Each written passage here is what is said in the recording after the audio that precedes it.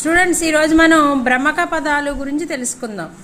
భ్రమక పదాలు అంటే ఏంటంటే ఎటువైపు నుంచి చదివినా సరే ఒకేలా పలికే పదాలను భ్రమక పదాలు అంటారు. భ్రమక పదాలు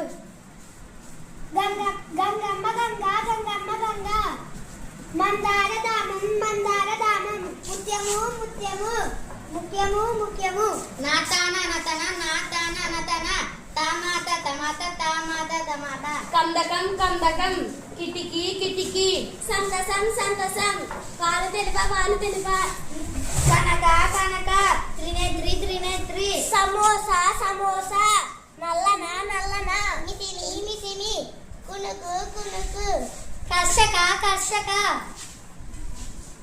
కోరుకో కోరుకో, మడమ మడమ, చిండించి చిండించి, కుల్లుకు కుల్లుకు, పులుపు పులుపు.